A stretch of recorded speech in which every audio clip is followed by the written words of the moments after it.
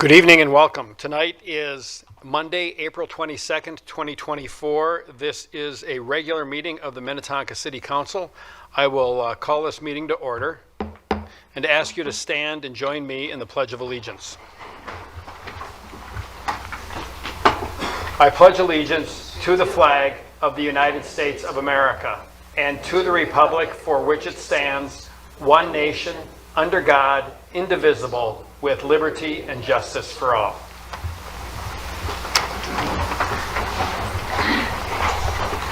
And Ms. Falk, would you please call roll? Shack. Here. Wilburn. Here. Calvert. Here. Rameli. Here. Coakley. Here. Foster Bolton. Here. Wiersum. Here. Next item is approval of the agenda. I believe we have an addenda. Mr. Funk. Yes, thank you. Good evening, Mayor and Council. I have two items for your consideration for tonight's addenda. The one is related to item 6D, which would be an addition, Earth Day proclamation. Today is Earth Day, and so we do have one resolution under item 6 related to also Arbor Day proclamation. This addenda then adds Earth Day, and this was distributed. This came forward today after the packet was distributed. And then the second item for your consideration is item 14B, which is concerning Greco Minnetonka at 15407 and 15409 Wayzata Boulevard. There was one correspondence received after publication of the packet, and that is included in your addenda for your consideration. Those are the two items that conclude tonight's addenda, and turn it back over to you for your consideration. Thank you. Thank you, Mr. Funk. So we've got an agenda with an addendum. Is there a motion for approval? Councilmember Calvert. Thank you, Mayor. I move to approve the agenda as amended. Is there a second? Councilmember Rameli. I'll second. All right, a motion by Councilmember Calvert and a second by Councilmember Rameli. Ms. Falk, please call roll. Shack. Yes. Wilburn. Yes. Calvert. Yes. Rameli. Yes. Coakley. Yes. Foster Bolton. Yes. Wiersum. Yes, motion carries. So I just want to comment quickly. I want to thank everyone for accommodating our 5:30 early start. And our goal tonight is Passover starts at sunset, which is at 8:09 p.m. tonight. And so out of respect for that important holiday, we are going to conclude this meeting by 8:09 p.m. tonight. So note to self, we'll do the best we can, and I just wanted to thank everyone for accommodating that. So next item is approval of minutes, and we have two sets. One is the March 18, 2024 study session minutes, and the second is the April 8th, 2024 regular meeting minutes. I think we can handle both of those in one motion. Is there a motion or a comment? Councilmember Calvert. Thank you, Mayor. I make the motion to approve the March 18th, 2024 study session minutes and the April 8th, 2024 regular meeting minutes. And a second, Councilmember Shack. I'll make a second. All right, we've got a motion by Councilmember Calvert and a second by Councilmember Shack. Ms. Falk, please call roll. Shack. Yes. Wilburn. Yes. Calvert. Yes. Rameli. Yes. Coakley. Yes. Foster Bolton. Yes. Wiersum. Yes, motion carries. That brings us to item 6, special matters, and we've got several special matters tonight. But the first one is of particular note, and that is the retirement recognition for Police Captain Andy Gardner. So, Captain Gardner, if you'd like to come forward up here, I will read this up here, and then I will bring a small token of our appreciation down to you and thank you. But I mean, I don't know why they let young guys like you retire, but they do. So, anyway. I'm going to read this recognition. So after more than 3 decades of dedication and service to the Minnetonka Police Department and the city of Minnetonka, we celebrate the career of Captain Andy Gardner. Andy's journey with the department began in September of 1993, and it will end in retirement on April 25th, 2024, marking a career spanning 30 years in service to the Minnetonka community and 33 years in the field of law enforcement. Throughout his career, Andy's versatility and commitment were present in the various roles within the department. From his early days as a canine handler to his contributions as a SWAT team member, retail detective, general case detective, police sergeant, and ultimately as a respected captain, Andy exemplified excellence in every role he undertook. Andy's influence extended far beyond the city limits. He was a respected peer across the region and the state. In recognition of his service, Andy was awarded the Glen Lake Optimus Officer of the Year Award in 2006. Beyond his professional accomplishments, Andy's unique blend of wit and dry humor endeared him to colleagues and residents. He possessed an unparalleled ability to weave captivating narratives, always accompanied by a dose of humor, making him a cherished storyteller within the police department. As Andy embarks on this new chapter in his life, we acknowledge the void his retirement leaves within our department. His wealth of experience, historical perspective, and steadfast voice of reason will be sorely missed. Nevertheless, we know that Andy's legacy will endure as an inspiration for generations of law enforcement professionals to come. On behalf of the City of Minnetonka, we extend our congratulations and best wishes to Captain Andy Gardner as he embarks on this well-deserved retirement. May this new chapter be filled with joy, fulfillment, and countless new adventures. Thank you, Andy, for your dedicated service to the police department and to the community of Minnetonka. So, Captain, thank you so much. I have to say that I am sad to see you leave. It's been a pleasure getting to know you, a pleasure to work with you. And yeah, you've combined great storytelling and true professionalism, but with humor. And I've always appreciated the approach that you've taken to policing. And it's a challenging, as you well know, it's a challenging profession. And if we can laugh a little bit and smile and have great relationships, it's a much better job than it otherwise would be. So just thank you so much. And I'm going to come down and read this, but if you have a few remarks that you'd like to make or any great stories you want to tell about anyone in this room, have at it.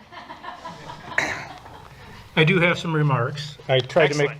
to make the font big enough to read without my glasses, but I was not I successful did large at font that. too, but I have these glasses here if you'd like to borrow. I've got some. Okay. I want to introduce my wife, Mary Jo, and my oldest son, Nick. Nick is probably the brunt of some of my humor, so you should probably put a face to the name. Mayor and council members, good evening, and thank you for this opportunity to address you.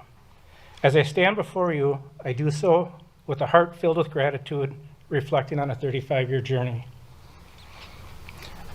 I must acknowledge the profound changes I've witnessed in policing over the past 3 decades, changes that were unimaginable when I first took the oath in this very room. From advancement in technology to shifts in community policing philosophies, the landscape of our profession has significantly changed. We've adapted to new challenges, continually sought ways to better serve every member of our community, and built trust and partnerships with the community we serve, recognizing that safety is a collective responsibility. Yet, amid these changes, one thing has remained constant: the unwavering courage, honor, and bravery of the men and women who wear the badge. Day in, day out, they put their lives on the line to ensure the safety of our streets, as proven recently as 2 weeks ago when evil descended on our community. Perhaps you've heard me say this before: I am no hero, but I've walked beside a few. These men and women are the silent heroes that walk among us. As I turn the lights out of my law enforcement career, I challenge each of you to embrace the leadership roles that you were elected to fulfill. Your decisions shape the future of this community, impacting lives of every resident and visitor. Remember, leadership is not merely about making decisions. It's about making the right decisions for the greater good, even when they're the most difficult. It's about listening to the voices of your constituents, fostering collaboration, and supporting policies that promote fairness and justice for all. It's about finding common ground and not encouraging divisiveness. I encourage you to continue to trust in the wisdom and experience of your law enforcement leaders. They are the frontline experts who understand the complexities of policing in our community. Continue to support them by allowing them to innovate, adapt, and lead with integrity and accountability. In closing, I extend my heartfelt gratitude to this council and council members past for your support throughout my career. It has been an honor and a privilege to have been a Minnetonka police officer. As I embark on the next chapter, I do so with profound gratitude for the memories, the challenges, the successes, and the camaraderie that have defined my career. Thank you. Better.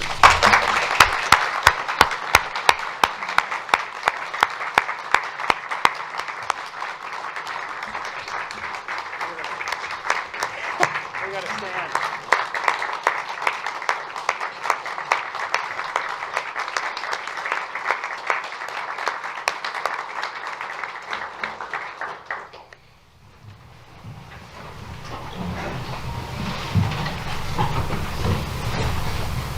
Congratulations.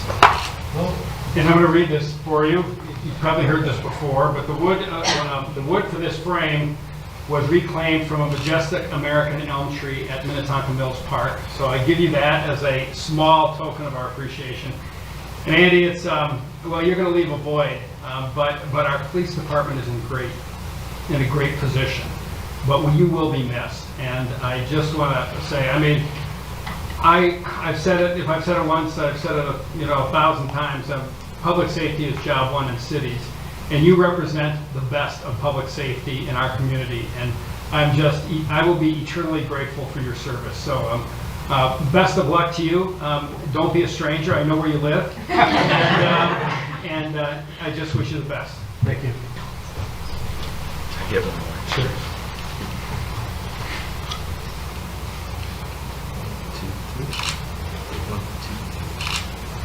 Thanks.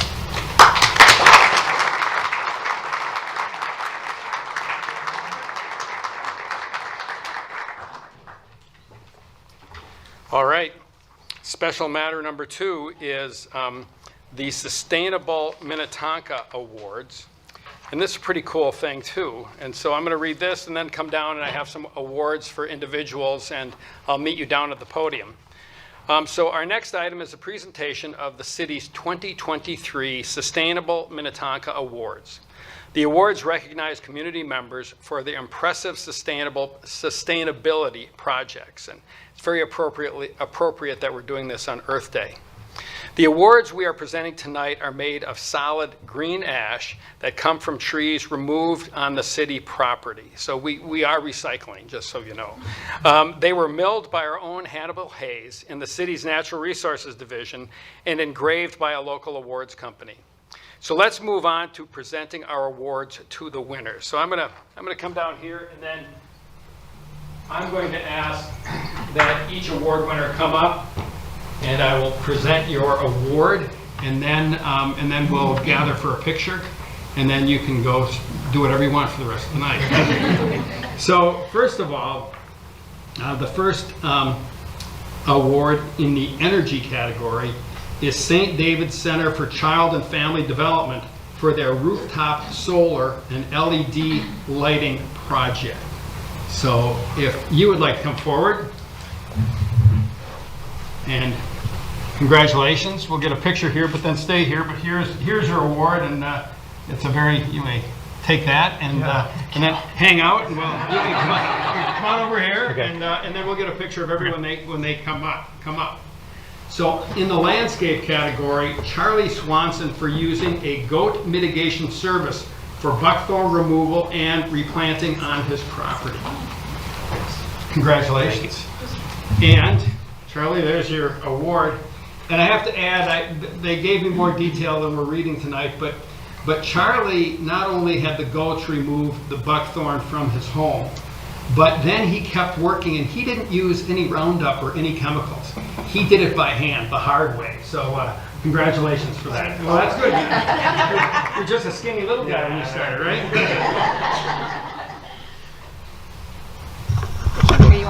Okay, sorry about that. I'm supposed to be heard. Okay. The next item in the waste category is Bailey Properties for diverting 100% of their waste to traditional and organic recycling. So we have an award for Bailey Properties. Anyone here from Bailey? All right, well, you don't need to take a picture of me. So the next award, we have a Young Person Award, and that is the Minnetonka High School Natural Resources Club for their various projects, including community education, invasive species removal, and tree planting. So is there someone, here we go. We've got students coming up. This is great.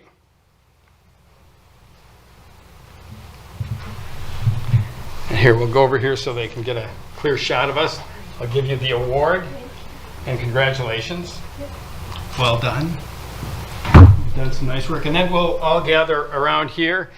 We also have a water award, and Michelle Traeger and Kevin Gordon, who are not here tonight, for their stormwater mitigation pond project that protects a nearby wetland from pollution. So, you know, this is a big night for Minnetonka. We have, it's Earth Day. We've got these awards for the Sustainable Minnetonka Awards. And we are also going to approve our climate action and mitigation plan. And so we are really about the environment tonight, and we should celebrate that. But reading our climate adaptation and mitigation plan, I know I called it the wrong thing there, adaptation, whatever. There's a lot of work to be done. It's an exciting plan, but there is a tremendous amount of work to be done, and it's going to take the involvement of all of us and all of our residents to really make things happen. So with that, let's get this picture, and then and congratulations to you all. Just squeeze it in together as close as we can. All right, here we go. Ready? 1, 2, 3. 1, 2, 3. 1, 2, 3. Thank you. Thank you.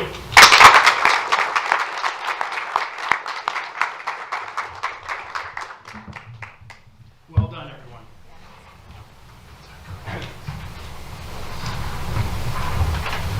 All right, just a couple of more special matters, and we next on the docket is the Arbor Day proclamation, and I've asked Councilmember Paula Romali to read the Arbor Day proclamation. Councilmember. Thank you, Mayor. Whereas our trees and forests brighten Minnetonka's future by creating jobs, providing areas for quiet contemplation, increasing property values, and making our city more livable. And whereas our trees and forests enrich society by building strong community ties, reducing crime, providing common meeting spaces and places to recreate. And whereas our trees and forests strengthen our lives by providing lumber for building homes, fiber for producing paper, foliage for decorating, and food for eating. And whereas our trees and forests enhance our environment by moderating climate, improving air and water quality, conserving water and energy, sheltering wildlife, and benefiting pollinators. And whereas each year on the last Friday in April, volunteers and city staff plant trees to invigorate our community and all the natural resources they represent, and dedicate themselves to the continued health of our city's urban and community forest. Now, therefore, be it resolved that the Minnetonka City Council hereby proclaims Friday, April 26, 2024 as Arbor Day, and the month of May as Arbor Month in the city of Minnetonka. Thank you, Councilmember Romali. And the next item, 6D, our fourth special item tonight, is a special matter, is the Earth Day proclamation. And Councilmember Patsy Foster Bolton will read that proclamation. Whereas the official 2024 Earth Day theme is Planet versus Plastic, which highlights the harmful impacts of plastic use. And whereas the global community faces extraordinary environmental challenges, such as climate change, global health issues, food and water shortages, degradation of ecosystem, inequity, and poverty. And whereas all people, regardless of race, ethnicity, gender, income, occupation, age, country of origin, or geography, have a right to a safe, healthy, sustainable environment with economic opportunities. And whereas it is understood that the citizens, businesses, and organizations of the global community must take actions to reduce plastic consumption. And whereas a global movement is necessary to ensure equitable outcomes and maximum success. And whereas Earth Day, established in 1970, constitutes an opportunity for environmental stewardship commitments, sustainability efforts, and a commitment to an Earth Day proclamation. And furthermore, let it be known that the Minnetonka City Council hereby encourages its residents, businesses, and institutions to use this Earth Day to celebrate the Earth and to make a commitment to daily choices this next year to protect it. Now, therefore, let it be proclaimed, the Minnetonka City Council hereby pledges this Earth Day, Monday, April 22nd, 2024, to support plastic reduction initiatives in Minnetonka, Minnesota, and to encourage others to undertake similar actions. Thank you, Councilmember. So that's it for special matters, but I think these two, Arbor Day and Earth Day, I mean, they celebrate our environment, and we have a beautiful natural environment, but we all have more to do. And so I think that we'll be more on that as we move through the meeting. The next item on the agenda is reports from city manager and council members. Mr. Funk. Thank you again, Mayor. Good evening, Council. A couple of things for you this evening. First, I would enthusiastically like to announce the appointment of Kevin Fox as our new fire chief. I know, Mayor and Council, you're aware of that. We did some social media posting on that, and we're really excited, and I'm really proud of Kevin Fox to lead our fire department. We ended up having 4 finalists, all very good candidates, and we also had other internal candidates, and just really exciting that we're able to promote interim Kevin Fox to now Fire Chief Fox. And so we're excited for his leadership. We know there's lots of challenges in the fire and EMS service. Our department is in really good standing, and we look forward to seeing Kevin Fox lead the department for years to come. Second thing I want to mention, this last weekend, again, going back to the fire department, was the Sensory Friendly Open House, which was this past Saturday, April 20th. We've been doing this for several years now. It was from 10 o'clock a.m. to 1 o'clock p.m. And it's just one of those events that we did a few years ago. It's a really nice community engagement activity designed for residents with sensory disorders. And so a really good way for our department to interact with members of our community. A lot of fun activities this last weekend. So appreciate the efforts of our fire department with this activity. And then last, as we look outside, and as evident by our nice weather yesterday, the trees are starting to bud, but the work is then also beginning for our Parks Department. Our crews are getting drinking fountains turned on and getting ball fields ready for all those springtime sports. So our department's geared up and getting ready for summer activities, and certainly with Public Works as they start their street sweeping and other activities as we gear up for the fun summer months ahead. So with that, Mayor and Council, I'll turn it back over to you. Thank you. Thank you, Mr. Funk. Council, any reports that you would like to make? Councilmember Calvert. Just very briefly, I just want to wish everyone who celebrates Chag Sameach Pesach, which means Happy Passover, and Happy Earth Day, and Happy Anniversary to my very patient husband. And I also just want to say that we went to most of us up here on the dais and many of our staff, department directors, attended a strategic planning retreat where we got to know one another better, strengthened our relationships, and also just started working on refreshing our strategic plan. And we had some wonderful presenters and consultants, but most of all, I just want to thank the staff members who were there, several of whom had early mornings and late nights most of that week and still came to the strategic planning retreat even pretty early on Saturday morning. So I just want to say I see you, I appreciate you, and we are so lucky to have you. Very good. Anyone else? Councilmember Wilburn. Also, very briefly, but it fits in with our Earth Day and the Earth Day proclamation. A while back, I requested of the city manager that we stop having single-use plastic water bottles available at the city.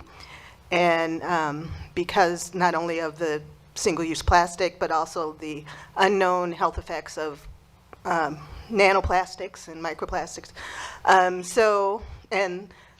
There had already been discussion about that, but was happy to see today that there are now canned water instead of bottled water. So it's nice to see the city leading by example. Thank you, Councilmember Wilburn. Is there anyone else? I've got just a couple of things. One, our official newspaper is the Minnetonka Eden Prairie Sun Sailor. And they are going to a paid subscription model.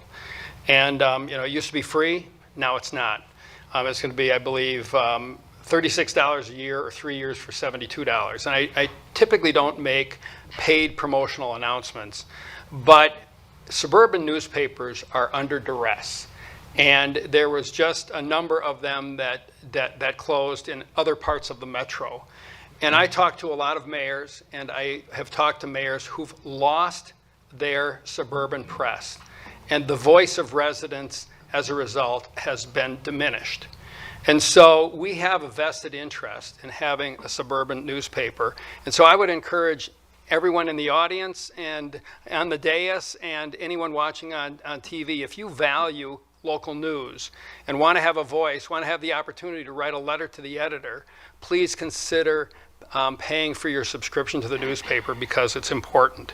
So that's one item. And then the other item is that I just wanted to, Captain Gardner referenced the tragic event that happened in our city last week with a shooting of a Hennepin County officer, a deputy, and a resident in that whole circumstance was killed. And it's a tragic situation. The city manager and I and Councilmember Foster Bolt and the police chief did a little door knocking in that neighborhood.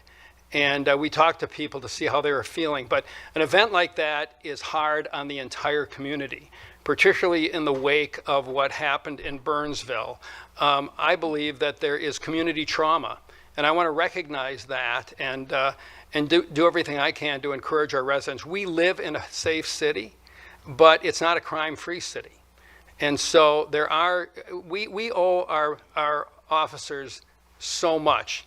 They put their lives on the line for us every day, and we're thankful we don't have frequent shootings in our city, but no city is immune. So I just wanted to acknowledge our officers and for the great work that they do, and recognize that we all have a role in keeping our city safe. And I just want to say thank you to our officers, both police and fire, for what they do to keep our community safe. And with that, that's the reports from council members and city manager. I see that we're at 6 o'clock, so we are going to take a break now, and then we are going to do our local board of equalization. And so do we need to, I see the city manager and the city attorney consulting. Do we need to call an official recess?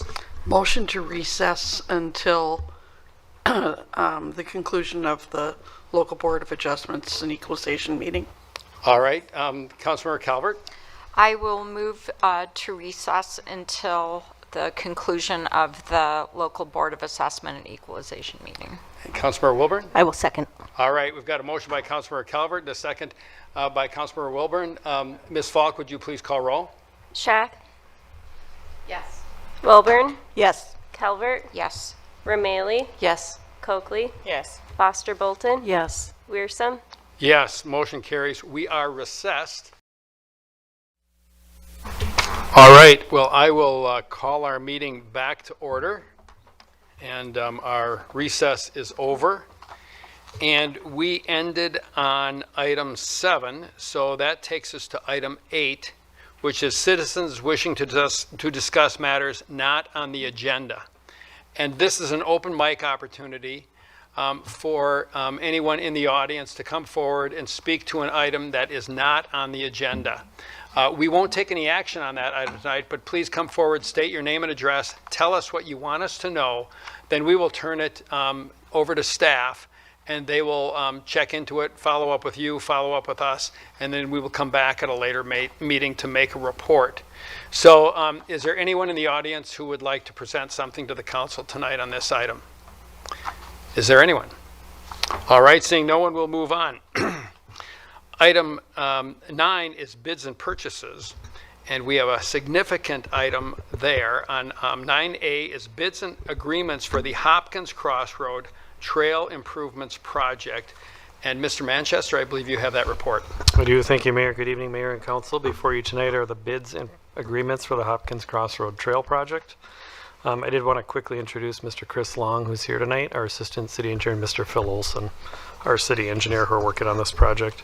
I won't go into a lot of detail as you've seen this item before, but the Hopkins Crossroad Trail Improvement Project proposes a trail along the east side of Hopkins Crossroad from Cedar Lake Road to Oak Knoll Terrace North. It provides an off-street trail as well as ADA improvements, pedestrian refuge, and then as safety crossings as appropriate. Bids were opened electronically for the project on March 22nd, 2024. We received 2 bids. The low bidder, Park Construction, has satisfactorily completed projects similar in Minnetonka. I did just want to quickly highlight a number of grants and funding partnership opportunities we received for this project. The Metropolitan Council Regional Solicitation Funding in the amount of $2.3 million approximately. The State of Minnesota Department of Employment and Economic Development deed in the amount of $1.6 million, as well as 2 grants from Hennepin County, one approximately $120,000 and then $500,000 for the county's cost participation and partnerships program. If the actions are approved tonight, the trail would begin this spring and be completed this fall. And then following in 2025, Hennepin County would plan to overlay Hopkins Crossroad as well as a separate project. We would continue with our staff updates using our various sources, signage, text alerts, emails, updates, and then newsletters. So I won't read through all of these. We'll just leave them up on the screen and they're in your packet as well. There's 6 items for recommended action that staff is recommending tonight. And I did talk with the city attorney earlier. The council can adopt a single motion to approve the staff recommendations 1 through 6 as set forth in the staff report if they choose to do so. So with that, I'll turn it back to the mayor and council for any questions. All right, Thanks. Mr. Manchester, thank you. Council, any questions of Mr. Manchester? Can I just Yes, make a comment? but you may. Thank you, Mayor. I'm so proud of this project and the way it's come together. And one of the first things when I was on the planning commission, we had an issue, and it was talking about this trail that was going to come sometime in the future. So it's so exciting to see it come, and it's so, as the mayor said, it's not free money, but it's money that we've contributed to other sources that we're bringing back into the city. So it's just incredible, and I'm very excited to see this finally get wrapped up. So thank you. Thank you, Councilor Shack. Are there any other comments anyone would like to make? What she said, that Very you good. stole my line. Very good. Anyone else? I'm just going to add quickly. One, getting work done in cities is about collaboration. And when you look at the collaboration and the different sources of funds, now, as what Councilor Shack suggested, all money that we spend is taxpayer money. It just comes from different sources, but it is very exciting and very refreshing when we have worthy projects and the state is willing to contribute, the Met Council is willing to contribute. That's a very big deal. And this trail along Hopkins Crossroad is going to really make a difference in terms of connection in our community. And there's a lot of amenities that this trail will tie to. There's a lot of population in our city and in neighboring cities that will enable people to use human-powered transit to get from point A to point B, and I think that's very appropriate and a very appropriate thing to talk about on Earth Day. So, very exciting project. Would someone like to make a motion? Councilmember Wilburn. I recommend approval of the bids and agreements for Hopkins Crossroads Trail Improvements Project as listed in the recommended actions 1 through 6. And is there a second? Councilmember Shack. Thank you, Mayor. I'll second. All right, a motion by Councilmember Wilburn and a second by Councilmember Shack. Ms. Falk, please call roll. Shack, Yes. Wilburn, Yes. Calvert, Yes. Rameli, Yes. Coakley, Yes. Foster Bolton, Yes. Wearsome. Yes, motion carries. Item 10 is our consent agenda, and we only have one item on that tonight. And so I will read that into the record. If anyone would like to pull it, they may. or if any council members like to make comments, because it's a fairly significant item on our consent agenda item, but I will read it into the record. And 10A is the 2024 Sustainability Commission Work Plan. So any comments or a motion? Councilmember Calvert? Thanks. Yeah, I have a few comments, and I'm happy to make a motion after that. But first of all, I just want to say how exciting all the work is, but also there are a couple of things that that struck me today, and one is that between the work of the Sustainability Commission, all of the other commissions, and all of the plans that we have, including the Climate Action and Adaptation Plan that we hopefully will be adopting tonight, there's kind of a gap on pollution. And so just thinking about trying to work into one of these plans or the work plan of the commission, just drive down 494, 394, any road around here, and you will see a lot of trash. So literal, like just pollution. As one of the comments on the climate action plan commented, same thing with like chemicals, including pesticides. There's just this, because it's not really climate related, it's not really like energy related and sustainability related in terms of energy and greenhouse gases. So it's just an area, it doesn't fit neatly in there, but it's just something that I was thinking about. And the other thing had to do with maybe there was talk about partnering with our schools on several things. And I think there's so much work that can be done there, including having students adopt a drain, because we have that. But more significant, maybe working with the schools to see what we can do. We have so many open enrolled kids in all 3 Minnetonka school districts, and they all drive to school. And it's so bad that we have traffic cops at elementary schools. So just thinking about, what can we do to encourage carpools, or, that might be something that the Sustainability Commission could take up with our schools. And I'm all about partnerships, and I want to get those kids super involved. And so it's just seems like a low-hanging fruit to me. Thank you, Councilmember Calvert. And Councilmember Coakley? Thank you, Mayor. I was looking at this and reading it, and I had talked to city manager about it, and there's a lot of great ideas and a lot of things that's going to be happening, but I always still continue to say this, and I'll continue to say it. I just want to make sure that we are really reaching population, lower income population, and just really I see like things that we're going to do, but I just want to get more specific on how are we going to reach lower income communities, and making sure that we are intentionally bringing them along with us, because I'm continuing not really seeing it as much as I would like to see it. Thank you, Councilmember Coakley. Any other comments? I'll just add a little bit. I appreciate the comments about trash and things along 494 or 394. Also, water. I'm getting involved in some initiatives on water through the Regional Council of Mayors and a number of other groups. And, there's been the story about the Eastern Metro and the PFAS pollution. And and I know Councilmember Calvert's been working at the National League of Cities on that. But the comment that I got from the mayor of Woodbury is that, there was that big settlement from 3M. But the reality of it is the cleanup that one plume of PFAS, the resources that were available from that settlement are insufficient. The city of Woodbury itself, and the mayor told me this today, is over $400 million for Woodbury. Not for any of the other communities, Woodbury. And a comment that I received from a gentleman who is very involved in water initiatives and is a former Met Council member, he commented that after that Strib article on PFAS, he said the resources available to solve this problem are insufficient.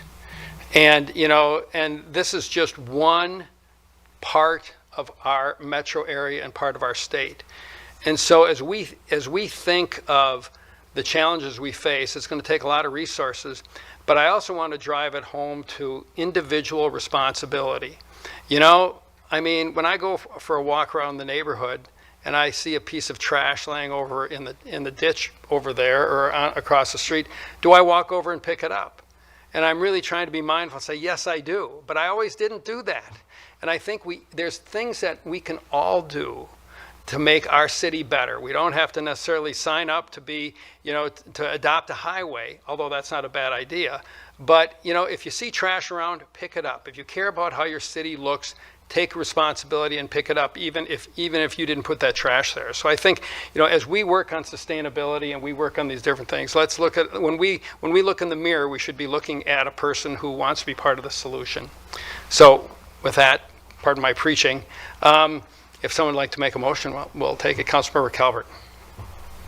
I'd like to make the motion to approve the Sustainability Commission work plan and to thank them for their incredible hard work. Good job. And a second. Councilmember O'Malley.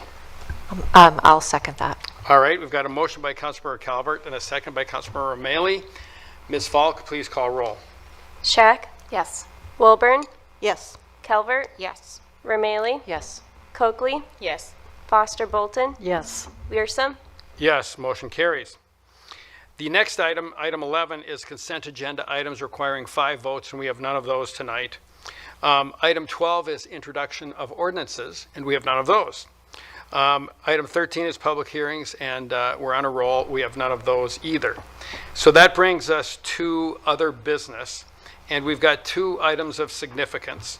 The first is the Climate Action and Adaptation Plan, and I believe Mr. Ingvelson, you have that report, so take it away. I do. Thank you, Mayor and Council, for having me here tonight. So before we get really deep into this, we do have our consultant here tonight. They're going to go over the specifics of our Climate Action Adaptation Plan, or we can call it CAP tonight. But before we get to that, I just want to go over some of our timeline, since this has been the longest process in my career, at least. And then also, again, with that, going over process, sort of how we got to where we are here today. So first off, I'll say about 5 years ago, I think there might be a couple of council members that were here, there was a pretty big conversation around sustainability plans and what the city was going to do. I think we have a lot of different things here at the city, a lot of really strengths to our community that focus on city-controlled property, so things that we do on our properties, the way that we're stewards. And then also we have a lot of things that create really great development projects. And that's something that's pretty obvious to anyone who looks around Minnetonka. But an area that we lacked that I think was really lacking in this area was addressing a bit private ownership properties, ones that are already developed, that are already there. And then also a really holistic plan that includes a lot of different areas. So again, this was 5 years ago. And at that time a little shortly after that, we created our first energy action plan. That was sort of dipping our feet into the water of creating a plan that looks citywide, looking not just at our own facilities, our own properties, but looking at all the properties within the boundaries of Minnetonka. We did an addendum to that plan in 2022. Very quickly, we found out there's more that we can add to this. There's more that we can do and figure other problems we need to solve. But then after that plan, it came to the point where really we need that larger holistic plan, which we looked at a climate action adaptation plan, which the point of that is to create goals and strategies to reduce greenhouse gas emissions citywide, and not just our own facilities, but throughout the entire boundary of Minnetonka, and then also adapt to our changing climate. So doing both those things together. So looking here, we have a timeline put down for an 18-month process that that's this part of it, but there was definitely more things that went on before then. But the first part, I've broken it down to 5 different areas. And the first part in gray was doing a request for qualifications for a consultant. And with that, there was a lot of discussion both with staff and then also with our Sustainability Commission. They had a conversation about what they were looking for in this plan, and then also in our consultant. And what came out of all those conversations, I really have 2 big things that we were looking for. One was to obtain input from those that are usually not included, so people who we usually leave out of those conversations who we don't maybe hear from as often. Number two was the plan should be available for the general public and usable by the general public. I think there's a lot of plans. I won't name out any cities, but I've read a lot of climate action plans, and there's some that are very scientific, and they're great for someone who has a really strong background in this area. It's really difficult for others, and that's coming from someone who reads a lot of plans and does a lot of this work.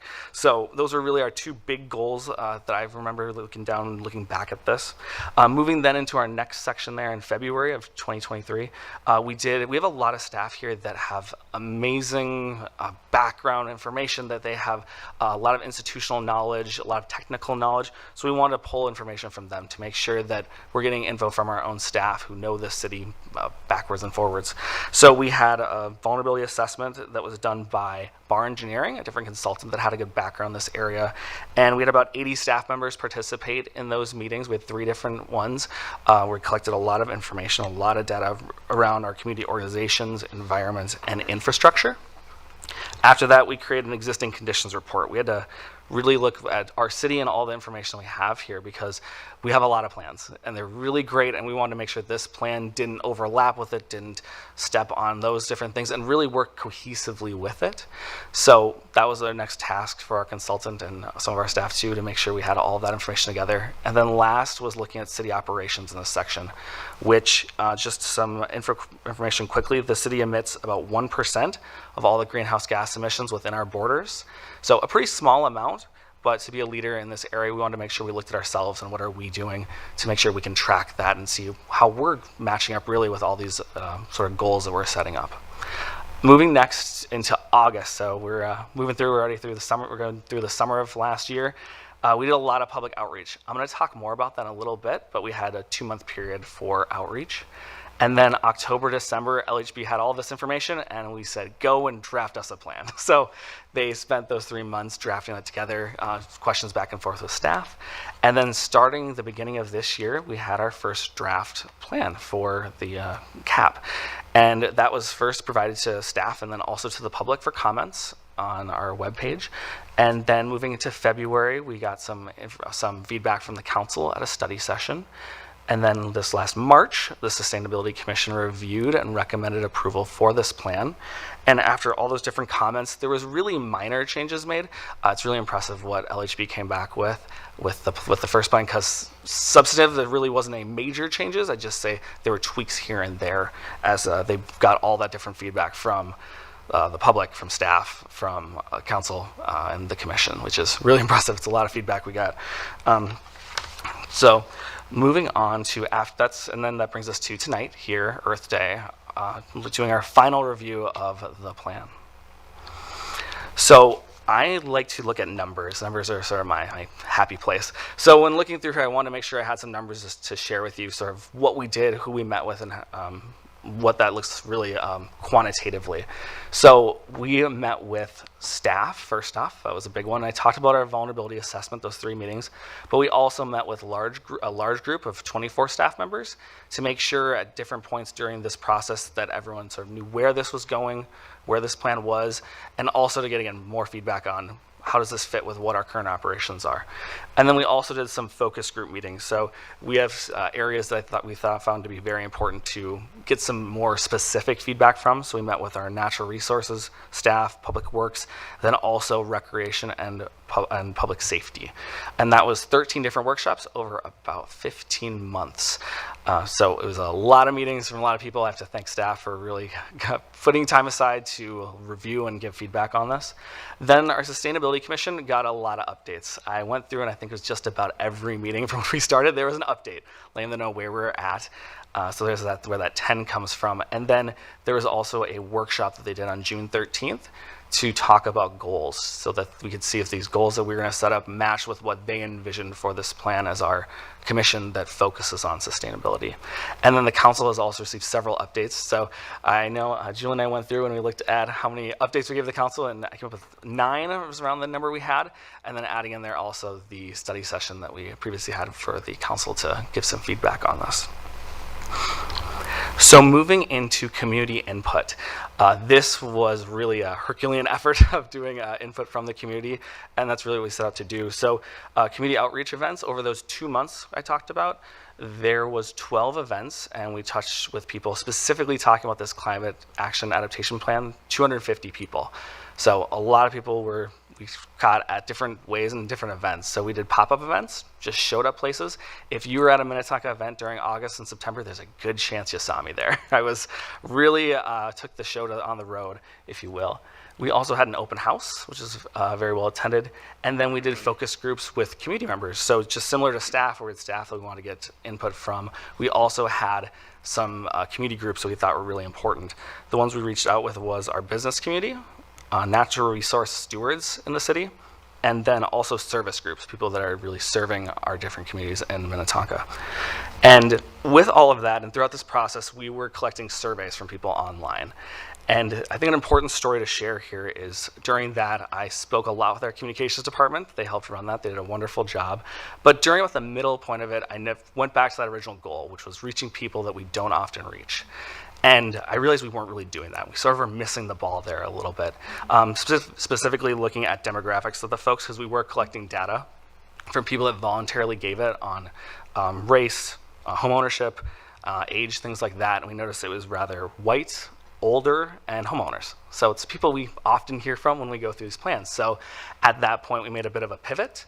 And we modified a few things. So when we went out to a couple different places in the community, specifically 2 apartments that have high affordability in their building, to ask them what they wanted to see in this plan. So we modified that survey, made it shorter, really getting down to some essential questions. So be quick, and you could do it in person. So if you look on the screen, there is a dot survey here. We took that same dot survey out.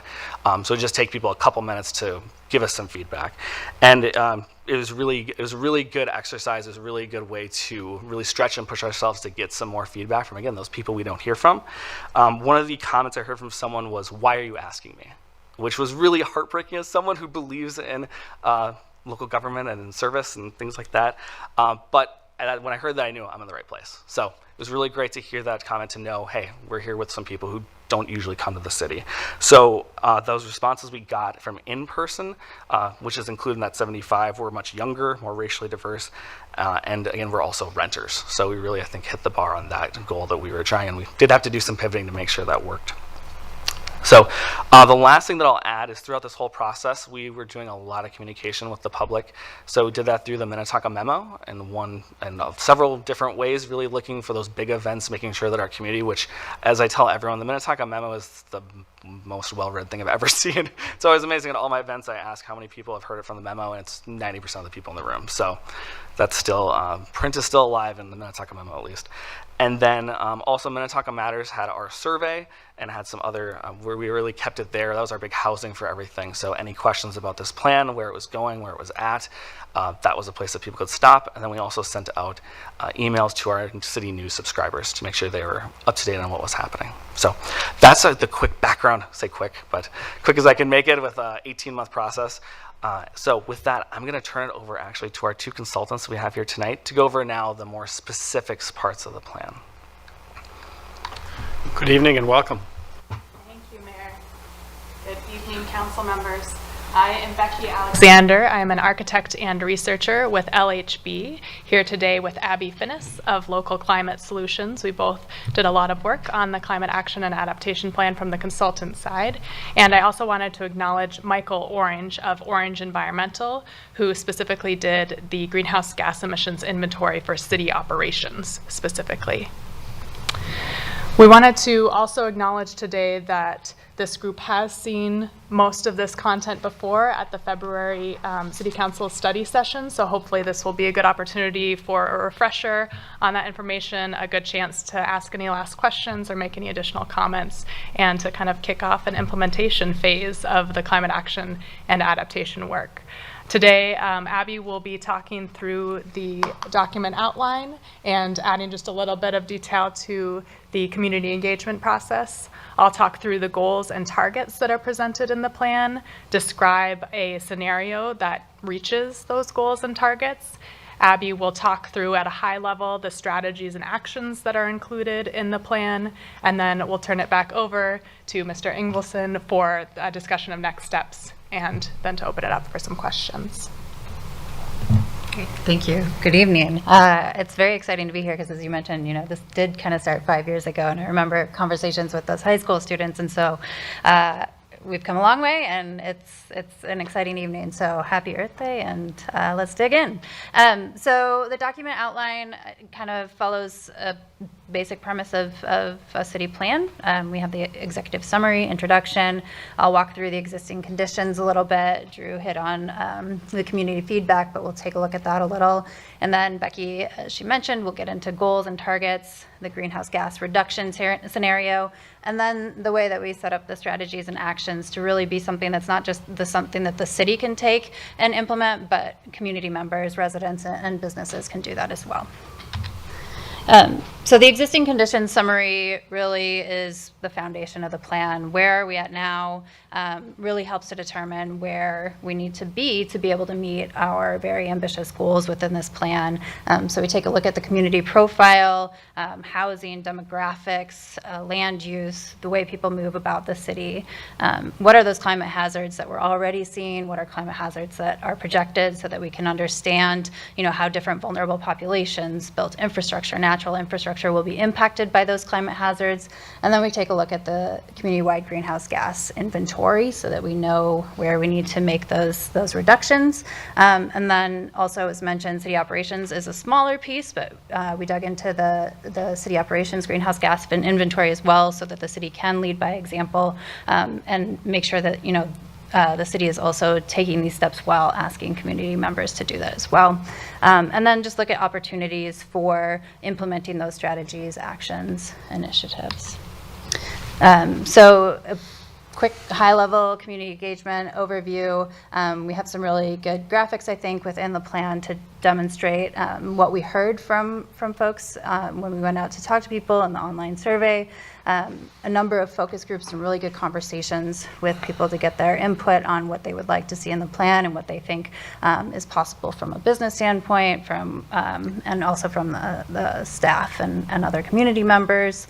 There were also, as Drew mentioned, a number of pop-up events and the open house where all of this was sort of collecting information to feed into the development of the plan. And then, of course, when we had the draft plan, posted that online and also left that up for comment as well, to get comment from community members. And so we went through each of those comments, addressed all of the comments within the plan, and noted how we addressed each of those comments. So it was very helpful to get all of this feedback and create a plan that I think is something that will work really well for the community and assist you in meeting the goals and targets. So when it came to setting goals and targets, we looked both at a vision for resilience and adaptation. And the vision that's presented in the plan is to strengthen community resilience by preserving natural resources, by strengthening community connections, and by preparing the infrastructure to withstand climatic changes and extreme weather events. So it's looking at needing action in these three areas of ecological adaptation, of continuing to build and strengthen community connections within the community and with neighboring communities, and then really taking a close look at infrastructure. We also proposed goals for greenhouse gas emissions reductions. These are community-wide emissions reduction goals to reduce greenhouse gas emissions by 63% per person by 2030 from 2018 levels, and to achieve net zero greenhouse gas emissions by 2050. And these goals were developed based on input from the Sustainability Commission, based on feedback from the survey and from some of those pop-up events and community engagement, and based on conversations with city staff, really in order to set goals that represent science-based, fair share targets that support the state's greenhouse gas emissions reduction goals and demonstrate Minnetonka's climate leadership. And we'll go into that a little bit more. So the planning team started with guidance from the Intergovernmental Panel on Climate Change for what it will take to keep global emissions, global temperature rise below 1.5 degrees Celsius to avoid some of the worst impacts on health, livelihoods, food security, water supply, human security, and economic growth. So that's looking at a 50% reduction in per capita emissions by 2030 and net zero emissions by 2050. We then adjusted those goals based on guidance from the One Planet City Challenge to calculate the community's fair share target, which is basically acknowledging that communities that have been more developed have both a greater opportunity and responsibility to decrease the per person emissions faster on our way to meeting these global targets. So that's where we get the 63% reduction in per capita emissions by 2030. These represent leadership in terms of climate leadership. It's really difficult to compare greenhouse gas emission goals even between Minnesota communities because they typically have different baseline years, different goal years. There might be different scopes included in the emissions inventories. But this graph is trying to show what it would mean if Minnetonka just word for word adopted the 20 other communities that have greenhouse gas emissions goals that are community-wide.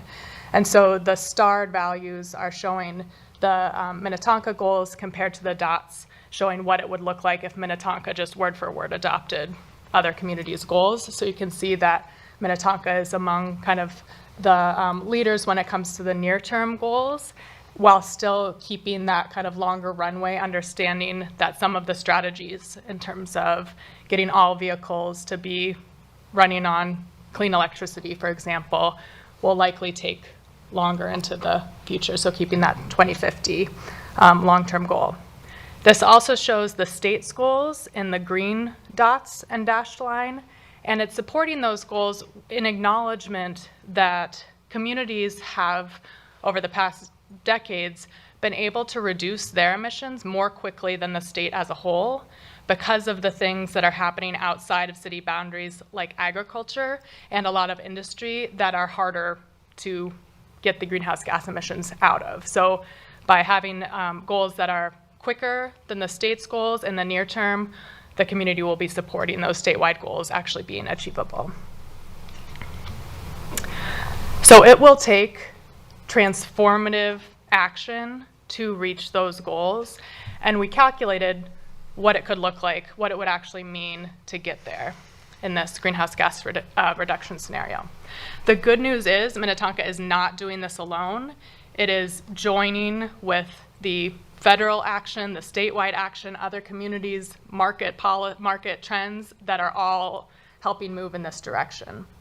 So this diagram is showing Minnetonka's historic emissions as the white dots from 2007 through 2021, I think is shown on this graph, which have decreased, come down over time as we use less electricity, use cleaner electricity specifically. It's showing the top line, if you follow the top of the blue wedge or the blue triangle, it's showing what we'd expect to happen if nothing changed except for the community grows. Gets more people, has more jobs, as expected in the Met Council forecasts. The stars are showing the goals, so we're trying to get down to those stars, and each wedge is showing the impact of a set of strategies that move the kind of reference scenario closer to those goals. So this is showing kind of if all of the policies that are currently in place and the market trends that we're currently seeing happen and reach their full potential, this is what we'd expect to see. So getting actually pretty close, closing a lot of that gap between where we are today and what those goals are. So this includes things like Minnesota's energy code for commercial buildings, which is optimizing energy efficiency by 2036. That's in that top blue wedge. It's showing things like Minnesota's carbon-free electricity by 2040, which is in the third one down. One more down, yep. And it's showing federal clean car standards as well as market-based electric vehicle adoption. So that's that big green wedge towards the bottom. And I'll also note that not included here is Minnesota's policy to offset highway expansion projects with projects to reduce vehicle miles traveled. So any project, highway expansion projects that's anticipated to increase travel needs to be offset by other projects like bike trails or transit projects or car sharing to help the state reach its goal of a 20% reduction in vehicle miles traveled per capita. So this is all good news, but it won't necessarily happen without support at the local level, even the things that are shown here. So it might not need Minnetonka's intense coordination and collaboration, but it will need some support. So things like making sure that the energy code gets fully enforced at the local level, helping get some of the funding that's available for building efficiency projects, for electrification projects to switch over to electric space and water heating, getting some of that coming into the community. Supporting the clean energy transition through local renewable energy projects and energy storage projects to help that grid-wide transition to carbon-free electricity by 2040. And potentially proposing local vehicle travel reduction projects to offset highway expansion. But there are some areas that do need a focus on additional local action. These areas are existing building efficiency and electrification, reducing vehicle travel, supporting that statewide goal and going beyond it ideally, and then increasing the rate of electric vehicle adoption. So getting those rolled out within the community kind of as quickly as possible. So this version is showing a scenario that adds those three priorities into the existing policies and market trends to show what it could look like for Minnetonka to meet the goals that are outlined. And I'll just say that by 2030, this is a big effort. So by 2030, it's showing that I think 1 out of every 4 buildings has undergone an energy efficiency retrofit and has electrified their space and water heating, that all new buildings are designed to be as energy efficient as possible and use electricity and not use fossil fuels, basically. It's showing that 1 out of every 3 vehicle trips has been eliminated, served by something else. And it's showing that 1 out of every 5 vehicles on the road is electric, rather than powered by fossil fuels. And about 75% of waste is recycled, is not landfilled or incinerated. By 2050, of course, there's no fossil fuels used in buildings or vehicles or industrial processes. It's a big thing to wrap our heads around. All electricity would be carbon-free by 2040 for the state, and that's what's shown here as well.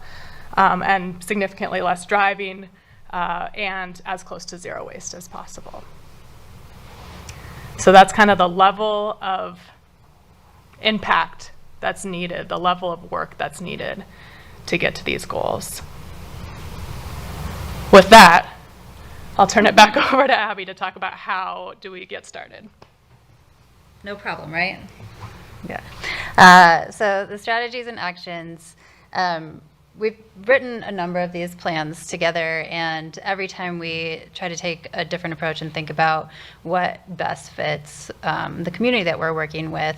And this one is quite a bit different, I think, in terms of the strategies and actions and how we decided to take the approach for Minnetonka, in that we really wanted to equip community members with the tools that they need to be able to take action, because we know it's both a collective effort. We know that things need to change at the policy level through our utilities, et cetera, but there's also a lot that we can do at home, and a lot of the emissions are coming from our building energy use, they're coming from our travel use. And so what we wanted to do was design Basically, here are the things that you can do. Here are the high impact things. Here's how much it might cost relative to other action, and go ahead and make a list for yourself.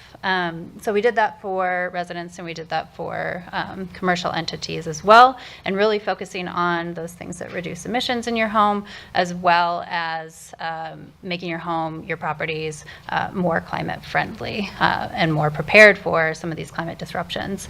And it's really a good time to be doing all of this because there's a ton of incentives that are available or will be coming available for people to take advantage within this window that we're really trying to hit that 63% reduction. And so we wanted to align these actions, these recommended actions, with those incentives. So there's federal tax incentives that are available now. There will be rebates that are available both from the state and the federal government that can be paired with utility rebates to help bring down the upfront costs of a lot of these things that we'd like to see done. So when we're looking at climate-friendly homes, we're looking at the home energy emissions and addressing that through efficiency and conservation, electrification. That means changing our heating systems to from gas systems to electric, which is air source heat pumps. And there's been really cool innovation happening with air source heat pumps in that they are energy efficient up to 400% in cold climates, which still the physics of it blows my mind. I don't fully understand it, but they've come a long way. And so looking at electrification of our heating systems, looking at electrification of our cooking and water heating as well. And also complementing that with clean energy and considering all of this in terms of income. You know, it's going to be a lot of upfront costs, and if there's income qualified households, making sure that they're not bearing the brunt of upfront costs and they're not getting their utility bills increased. And so how do we pair that with community solar subscriptions to bring down the cost of electricity when we're electrifying our homes? How do we create rebate programs that you're not required to have upfront costs, but you get those rebates taken off from the get-go, as well as financing structures. So trying to make it as equitable as possible to support people through this transition. Travel emissions, really look at driving less and driving cleaner. There are a couple of strategies or actions in there, I think, that are related to safe routes to school and having walking school buses and biking school buses that are taking off across the country. So kind of looking at those different creative strategies and making sure that they're safe so people can get to their destinations in clean and healthy ways. Waste emissions, similarly, I think the reduce is really something that should be weighted more heavily in this category because it's not showing up in our greenhouse gas inventory, but there's a lot of emissions that go into the things that we buy. And so being more conscientious about the things that we purchase and the climate impact of that. The other side is what can we do with our yards? What can we do with the properties around our homes to make sure that they're more climate friendly and are protecting habitat, can withstand heavy rains, can withstand droughts, and being prepared for those extremes. So just thinking about what it takes to prepare your home for that, and then also be a bit more resilient when those hazards come. Very similarly with businesses, the actions are a little bit different because buildings are different, the building energy use is a little bit different, and mechanical equipment, but similarly set up to look at those building energy emissions. Travel emissions also are going to have a little bit of a different take in thinking about employee commutes and how do we incentivize employees to make more climate-friendly choices getting to work or working from home. Thinking about those company fleets as well, and so how do we electrify some of the fleets? And we're starting to see that, I think, as there's more innovation in that space. Waste, same thing. We really want to reduce waste and then also make sure that we're recycling what we do purchase. And then climate-friendly property and climate-ready businesses are also very similar. And I think that, you know, Hopkins and St. Louis Park have really good programs that look at, you know, how do we incentivize our commercial properties to depave and think about some of these stormwater infrastructure actions that they can take as well. So there's some good examples from neighboring communities. And then lastly, just looking at what the city can do through leadership. and the operations through how you think about the budget. What are the fleet emissions? What's the process for converting the fleet over to electric? We know that there may be vehicles that are more easily converted to electric than others. So trying to think through what is the timeline and what makes sense to do, which part of the fleet first. And then maintaining a really good natural resource programs and initiatives, and thinking about that through climate and thinking about resilience. I mentioned St. Louis Park and Hopkins. There's a lot of opportunity for multi-jurisdictional partnerships and regional collaboration, I think, because climate doesn't just kind of pick at the borders, right? It's a regional issue as well. And then, we set up these buckets where we think that cities have the most influence and authority. And the first one is that leadership and city operations. And then there's also education and engagement. And I think this one is a huge area for the city to be able to get out the word, the way that we have this plan. Here are the resources. We're going to set up workshops. We're going to put this in our various newsletters, social media, et cetera, to make sure that people are aware of what resources, funding, financing, those kinds of things are available to them to help meet the goal. Incentives, again, this could be financial, similar to other cities that have cost share programs that can complement those state and federal incentives. And then regulatory is looking at different ordinances and permitting structures that can be alleviated to support more climate-friendly development or other decisions. And then lastly is just looking at the policies and programs that are in place in a lot of instances, or new programs and policies that may need to be developed to help meet the goal. So there is a list of those areas. The next steps are going to be looking at implementation and working toward that 2030 goal and then the 2050 goal. So with that, Drew, I think I'll turn back to you. Absolutely, thank you. Thank you, Abby and Becky, for Thank that. you. So looking at I say the final step is really actually the beginning step. So and the next step is going to be implementation. So that's going to be involving a lot of different groups, staff conversations, number one. There's a lot of things in there too in this plan that are things that we're already doing. So really just adding on to that, really confirming what the city's already doing, that we're doing the right thing, keep doing it.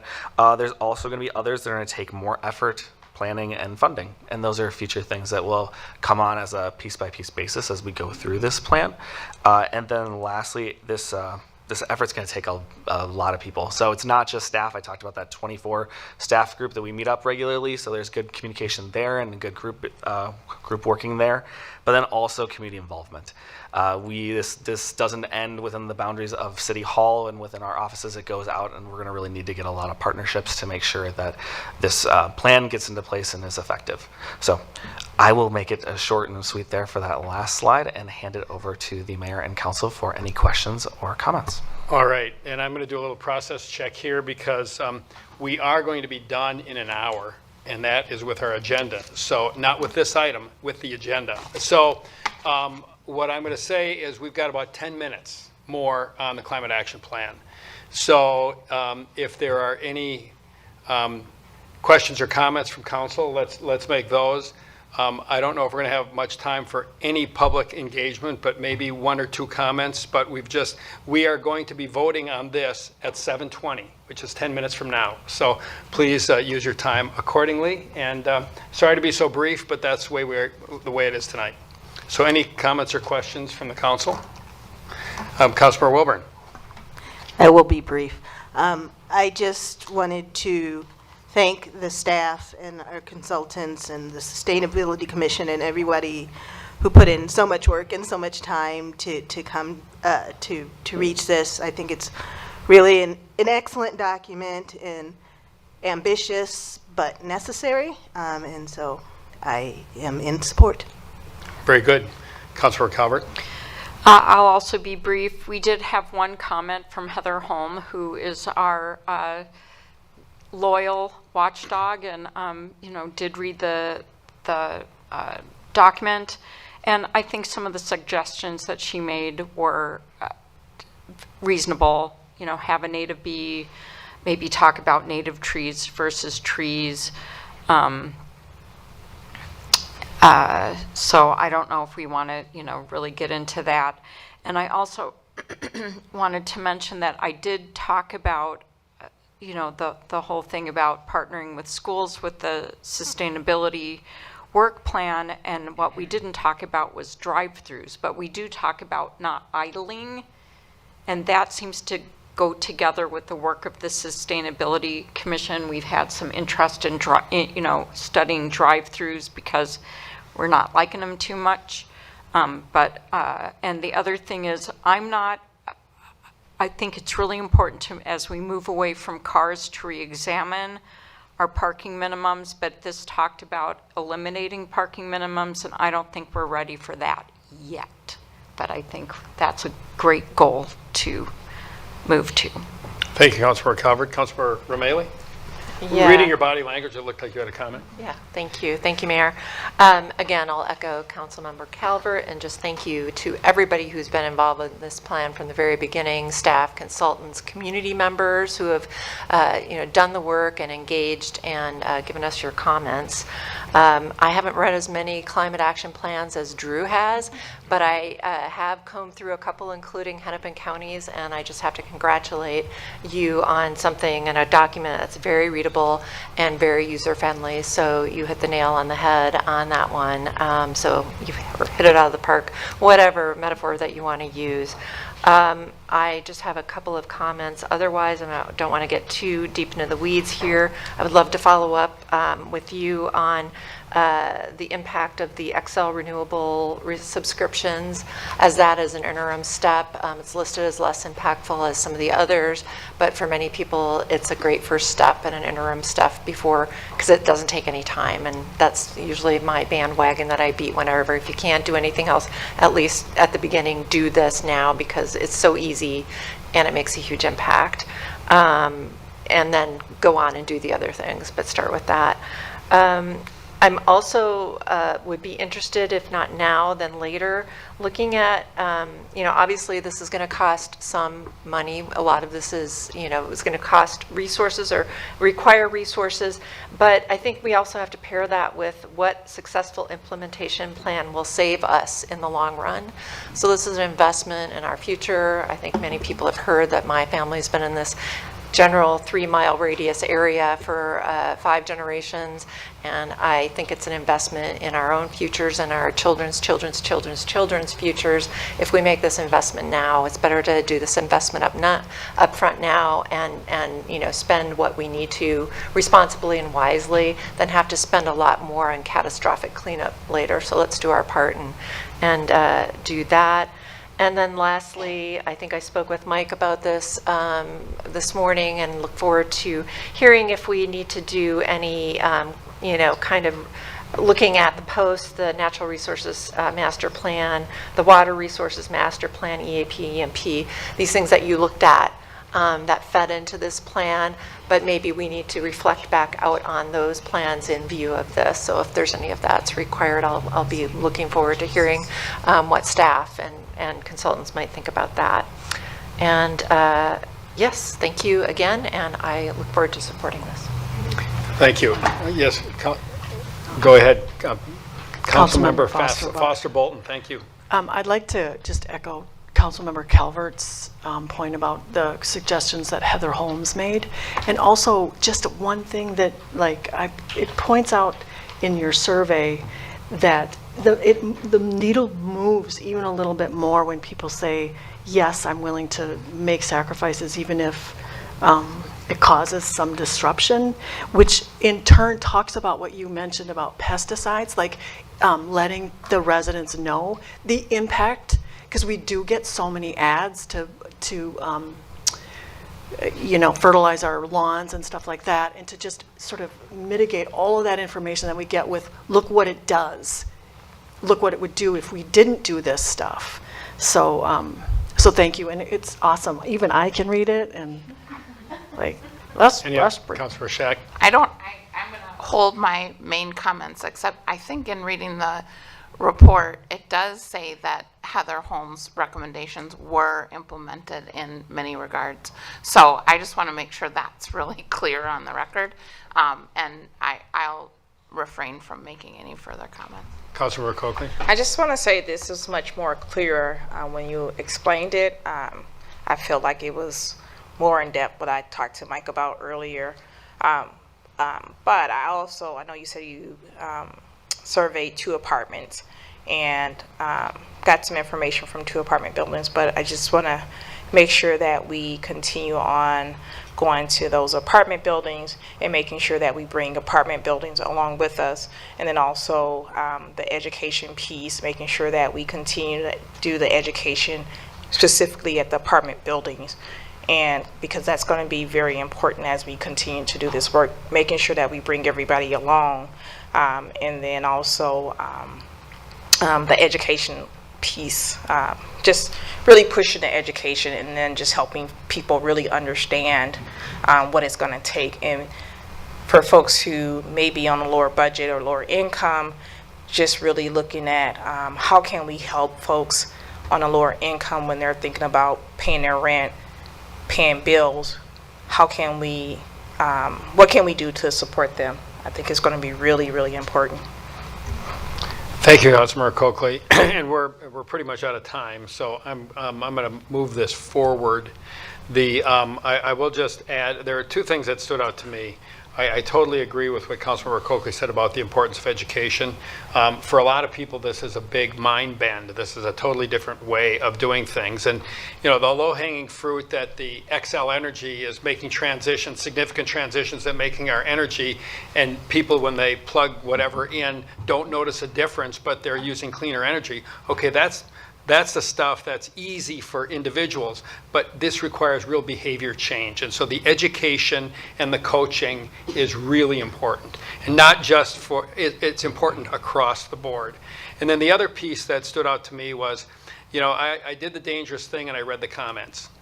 And you know, there's a certain element in our city and in general that said, well, this is hogwash, I don't believe it, and I'm not doing it. Stick it, you know, up your nose with a rubber hose, basically.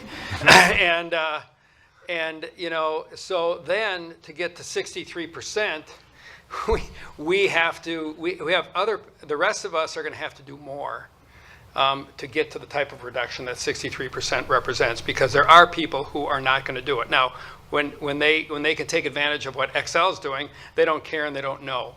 But when it comes to overt action, you know, there's going to be people that, well, I'm going to keep my old car and I'm never going to drive an electric car. I'm not going to do this. I don't believe in it. And so I think we have to figure out our compensating activities.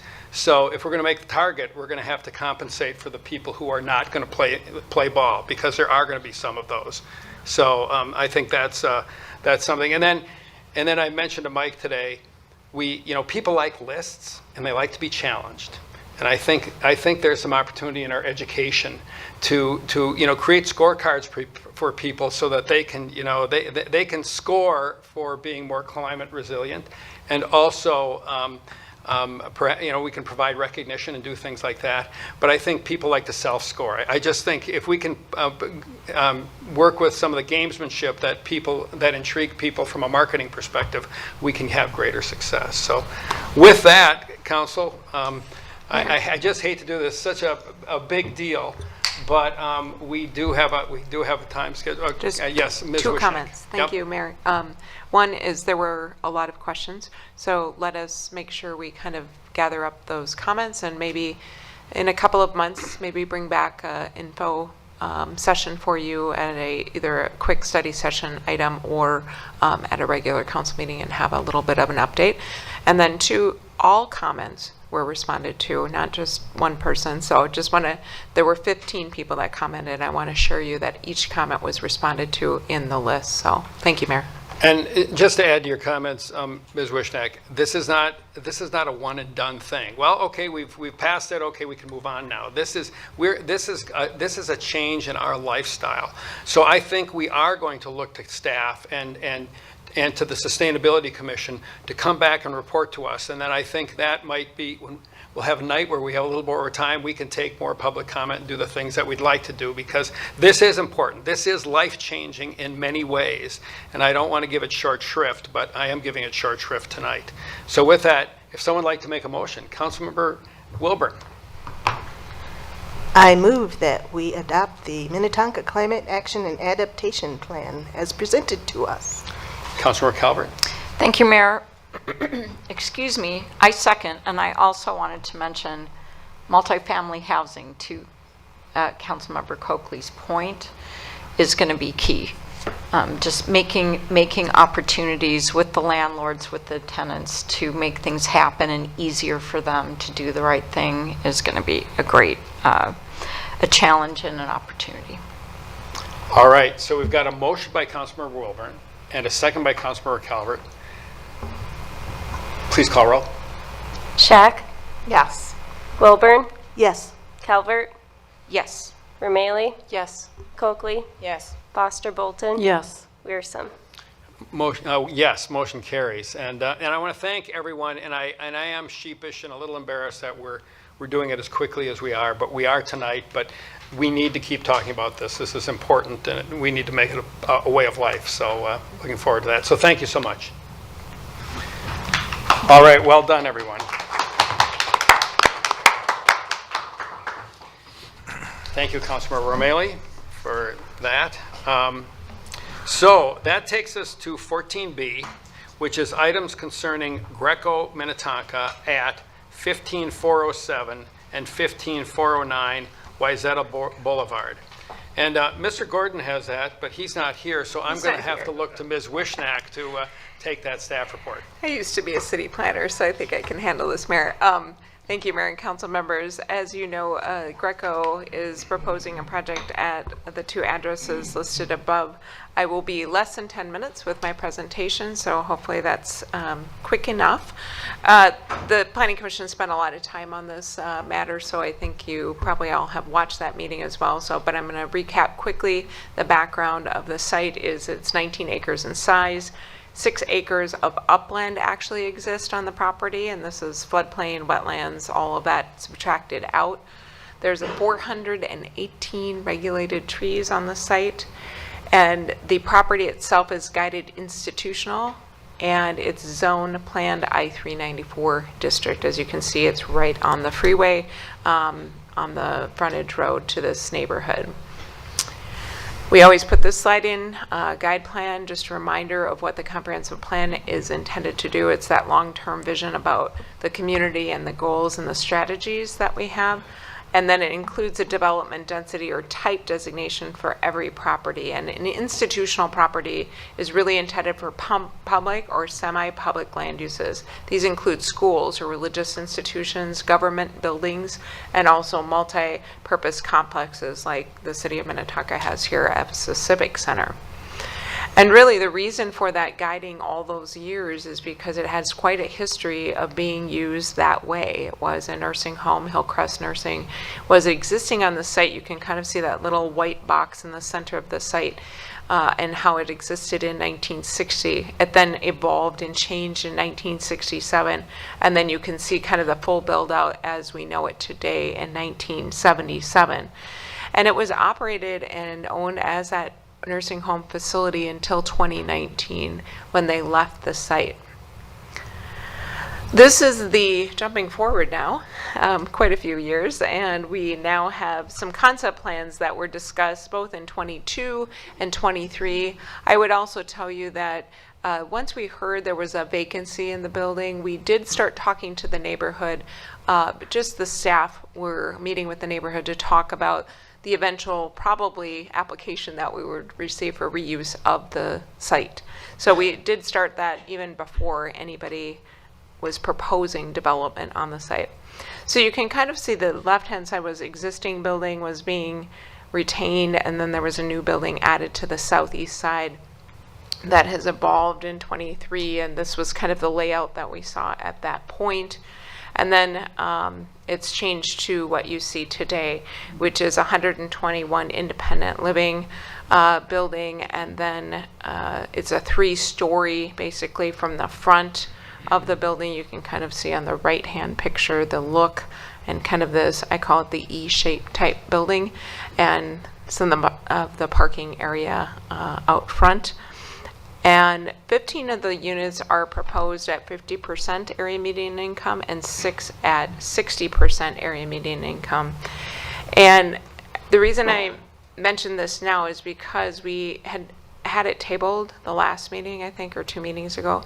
And the reason is because there was some trouble trying to get the affordability into the next slide that I have, which is the assisted or memory care. If you know anything about the costs of providing that care, it is quite exorbitant in terms of the staffing and the needs of the patients that are in that facility. And so we were kind of going back and forth of how best to address affordability in the full memory care facility. And what we ended on is basically in the last rendition, they had 12 units on the independent side, and then 4 would have been required on the memory care side. So what they've done is increased it to 15 units on the independent side and dropped it to 1 unit, accepting elderly care waiver program on the memory care. Again, just to quickly explain, elderly waiver is about a program where people apply to the state of Minnesota to receive additional care monies to help with their care. So just a heads up on that. This is the look of the building. It's really a 1-story building from the streetscape. The requirements for this proposal is they need a guide plan amendment from institutional to high density residential. There's some notes in the packet that talk about medium density. If you don't take some of the floodplain area out, they go into the medium density category. If you net that out, you end up in a high density. So there was some, when they first applied, I don't think the calculation was quite accurate in terms of what the city required as the upland area. They also require it to have a master development plan, a floodplain alteration permit, and then finally a final site and plan review permit with a tree removal variance. In terms of the comp plan, let's just talk about that for a second. The current nursing home obviously is not a viable use. It can't be reused. There's a moratorium, if you're aware that Minnesota has a moratorium restricting new nursing homes. Then there is also the issue of high density would actually be less impactful from vehicle traffic surrounding the site. I think going from a very busy, let's just think, I think a church was proposed there early on, the kind of traffic that would have created compared to what a senior facility would create. I think that was one of the considerations we used in our analysis. And then finally, development resulting from the change would actually remove a potentially blighting influence on the vacant nursing home building. We've had lots of calls for service out there, lots of public safety issues, and so it's really in disrepair, so we felt that that was a positive as well. In terms of the master development plan, generally it meets code requirements. We have had a long conversation with the neighbors in the area, so we feel like a lot of the input that was provided was implemented into the plan. Of course, no plan is perfect, so we understand that, but I would say the majority of the comments we've received over the number of years that this has been talked about have been addressed. It does reflect a high-level investment, the materials on the building, so forth, which are addressed in the Plan I-394 district, have been addressed with the plan package. This issue I want to also cover, this tree removal. They have 38% tree removal. Just to note why that is, there were a number of, in the courtyard, if you will, trees that were growing up, and then there's a couple on the edge of the building here too that when they demo the site, those trees obviously have to come out, and so that's kind of kicking up their tree removal to 38%. So that is a need for a variance. Of course, this is the worst case scenario. If the developer is able to save additional trees on site, they obviously will do that, and we will work on their grading plans to ensure that is the case. Finally, the staff recommendation, adopt the ordinance and the resolutions approving the proposal. With that, Mayor, I'm going to turn it back to you for any questions. Thank you. Thank you, Ms. Wishnak. So, process check again. It's 7:30. We are going to be looking for a vote at 8 o'clock. So we're going to squeeze in what we can get. And so, first of all, council questions for staff. Any questions? Councilmember Coakley. I had a question. I had talked to Mike about this earlier. It sounded like, from what I read, that we're asking to give up 4 units for the medical, I guess the medical care for the memory care unit. And I guess you explained it. You did explain it, why.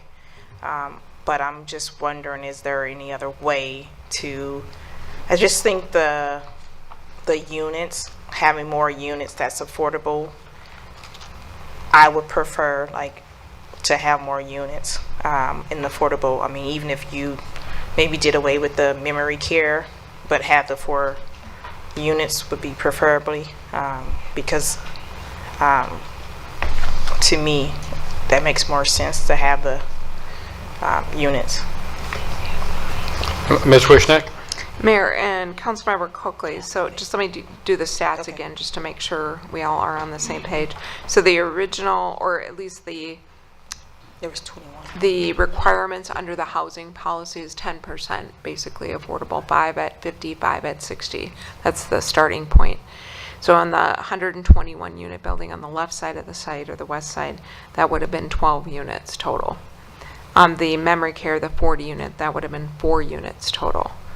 So in the end, what they're doing is proposing to add more units to the 121, so they're up to 15 affordable, as you see on the screen, and then adding the 1 for a total of 16, which would have been the overall requirement with 4 and 12. But so we get the same number of affordable units. It's where the mixture is in the project. I think that's the difference. In looking at the financials of doing 4 in the memory care, as a staff person who looks at all these gap issues with affordability all day long, I did not think it was feasible for them to do that. I did agree with their calculation, their assessment, that they could get by with 1 elderly waiver, but really transferring that to the independent was a way that we could still get the affordable units. So, Councilor Shack. Thank you, Mayor. I think I'm confused, but is it 15 plus 6, or is it plus 1, or is it 15 plus 1. plus? Okay, so this says 15, and the packet said it. I'm too. sorry. Yes, 15 plus 6 plus 1. You're Okay. right. Sorry, I said that wrong. So there's a Sorry, net Councilmember 9 Coakley. extra units coming as a result of giving out, right? Let me make sure. Or maybe it's not 9, it's 5. 5 15 units and 6, yeah, 15 at 21, 50, 6 at 22. 60, and 1 in the memory care. Yes. 22, and then that would be 16. So there's 6 extra. 6 extra, yes. Okay. That would be. But it comes from not being able to do the memory care. Yes. The point is still the same. Very good. Other questions? I guess, I'll just say something. I guess you're saying that they're not going to be able to have them in the memory care, but you'll be able to have it in the other building if you reduce just, I guess, 1 in the memory care versus, and then have the rest of them in the other building. Right, just 1 in memory care. Right. Okay, so True. I guess I'm a little confused about like why was the difference made? I guess, can you go over that again? Sure. I'm a little confused in that area. Ms. Wishnak. Thank you, Mayor and council members. I'm just going to give you a roundabout figure here. Let's just say it costs $15,000 a month to be in memory care, generally. And if you were to live in an independent care unit, let's say it's a 1-bedroom unit, and the price of that 1-bedroom, I'm just looking at the chart here, let's just say at 50% is $1,100. and at market rate, it's 2,200 compared to 15,000 for a unit. That's the difference in the gap that we're trying to figure out with the development finances. So it's the difference between trying to cover a $15,000 gap or the difference between 2,200 and 1,100. So that's a $1,000 gap a month, not 15,000. So that's really the basic issue, the basic challenge. Thank you, Ms. Wishnak. All right, Are there thank you. Are there other questions? Otherwise, I will invite the applicant to come forward and welcome. Thank you. I'm hopefully you've got enough time to cover what you need to cover, and thank you for being here tonight. Yeah, absolutely. Josh Branstad with Greco. I'm the president and owner of the Development and Property Management Group located at 607 Washington Avenue North in Minneapolis. And thank you very much. I will keep my remarks very brief this evening. Like Ms. Wishnak mentioned, this has been 18 months in the making for us. A lot of collaborative effort with staff, community members, through 4 different public meetings with just the neighborhood, I should state, amongst the Planning Commission and City Council meetings, along with multiple in-person, on the phone, communications too with neighbors in the area. Somebody left their phone up here, so they're probably going to be looking for that soon. Like I mentioned, my name is Josh Branstad, the president and owner of Greco. We're a 20-plus year real estate development and property management group located here in the Twin Cities, and I'm joined with our civil engineer, Laux, and then our design architect, Koss Wilson. Again, the site plan, you're familiar with this. This is an iteration between 4 or 5 different evolutions that really focused on trying to create the lowest density of the project near the neighborhood and the highest density as far away to the north in the neighborhood. And what started as a U-shaped building on that south side turned into this T/L-shaped building as we worked through that with the neighboring folks to, again, get ourselves as far away as possible from the neighborhood. As part of that, I think it's a project that we're really proud of, excited to see come to life. We think it really represents the fabric of what's developed here in the city of Minnetonka and the quality level, plus also is a nod to the existing fabric there in this neighborhood, plus the future of where it may be going. Again, just some high-level renderings of the project. I know you have these in your packet. And whatnot. This is our look forward schedule. So tonight we're here April 22nd, meeting with you folks, assuming approvals this evening. If we move forward expeditiously, we would be looking at a September 2024 construction start. It's roughly an 18-month window in totality. We have 15 months here shown, but beginning to end by all completions. Completing our project in December really takes you into the spring with landscaping completions and whatnot. We look forward to your feedback. I just wanted to point out one piece related to the affordability. I think it did get a little confusing up on the slide. So we are proposing 15 total affordable units in the independent living building. That's 7 at 50% AMI and 8 at 60% AMI, and then 1 elderly waiver unit in the memory care facility. So total 60. That was some area of confusion. I think that when the report came out, the 15 got input as it should have been the total.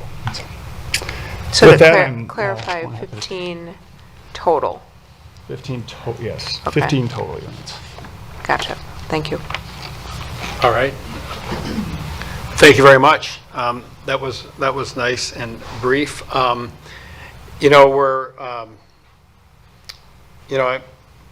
So we watched Planning Commission meeting, and I think we're pretty familiar with this, and we really appreciate your report.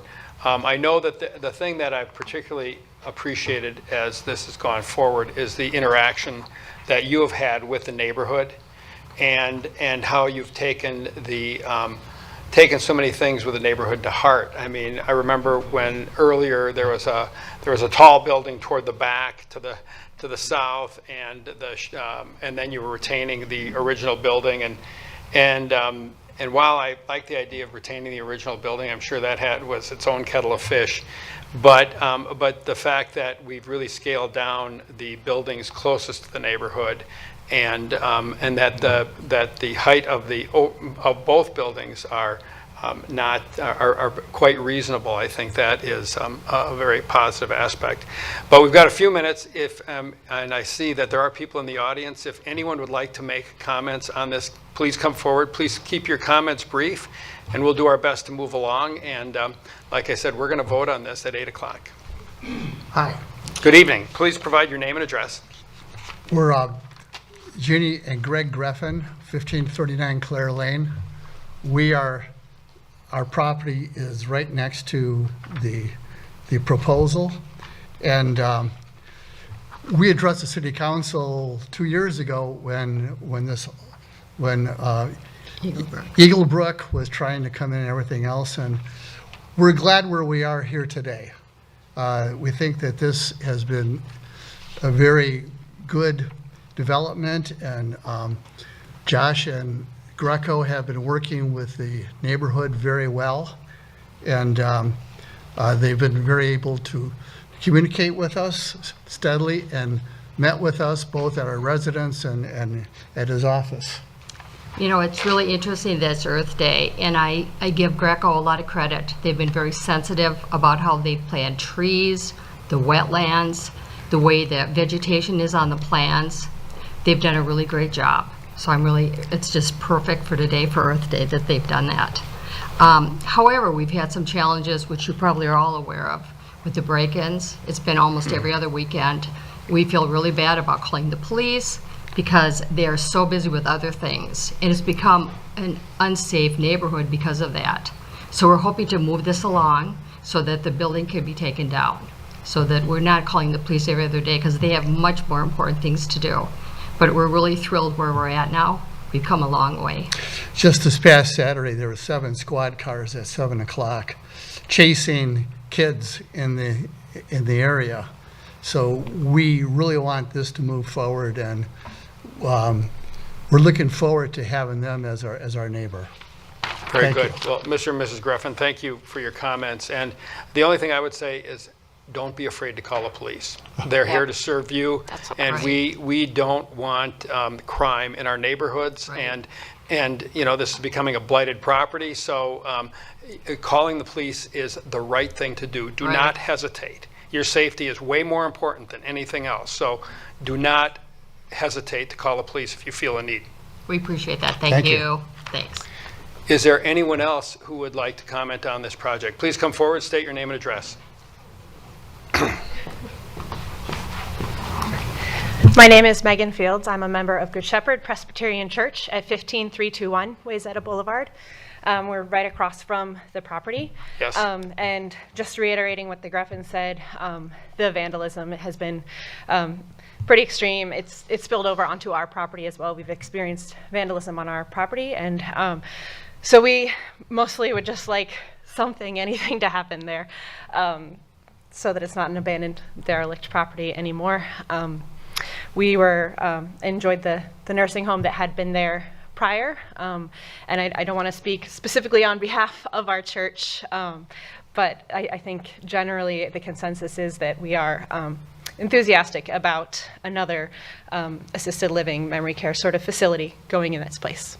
Very good. And there's probably some members that are going to live in that building when Possibly. It's built. So good. Best wishes with that too. Thank you. Thanks. Yeah, please come forward.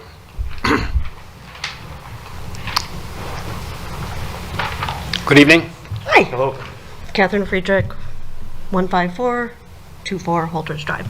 Access. Yeah, we live on the back side of the property, so as much as I very much appreciate all the feedback that was taken into consideration of the people who live on the east side of the property, I feel like there's been very little involvement with the people who back up to what is now going to be a 4-story building looking into my backyard. I would love to have had, like, I did attend some community meetings. I don't know when the plan changed. I clearly missed several meetings. I would say that I've pointed out that there's been a lack of communication on your own website of when these meetings are taking place. And I understand that you're doing the best that you can, and I understand you're apparently transitioning from one website system to another website system.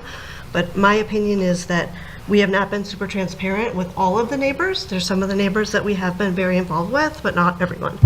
I also would point to what you were calling out, Ms. Coakley. My mom lived in a memory care and assisted living. I think that those things are needed. I think that we need more of those. I also know how much it costs to have somebody live in a memory care every single month. So this used to be institutional. That was something we moved into this neighborhood knowing that there would be a memory care, assisted living, things like that in our neighborhood. I get we're transitioning to a 55 plus, but somewhere in this plan we shifted from a very large memory care and assisted living, which was going to be in the original building, and a small 55 plus community to a very large 55 plus community and a small assisted living and memory care facility. My ask is for the people who do live behind the property to have similar feedback on this large-scale building that is going to be in our backyard.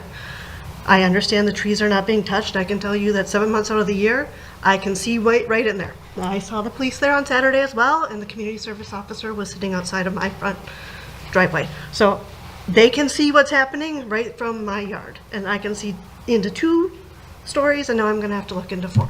So I'm looking for some more building shading, some more large trees, like pine trees, that would provide me with some shading from that property. So that's my ask. Agreed, what she said. Thank you. Thank you. Thank you.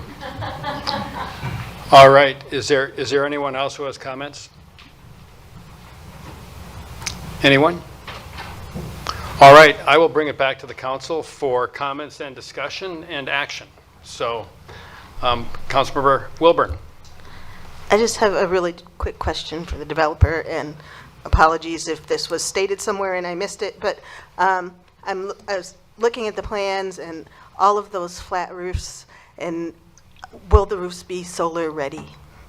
They will be designed in a way that, yes, they could accept solar panels in the future, and they will have internal infrastructure ran up to accept those. That would be on the independent building. The memory care facility has a gabled roof, so that would not be. Yeah. Very good. Before you sit down, I just want to see if council has any more questions for you, so you don't have to run back and forth. But Councilor Romali. Yes, thank you, and thank you for the presentation. I just had a question regarding, are these rental for both, or is the independent living, and again, apologies if this was somewhere, is that going to be owner, condo, HOA situation? Both buildings will be rental. Thank you. One follow-up. Go ahead. Just, so I know one thing that we've been talking about recently is number of 911 calls to some of our assisted, care and, private.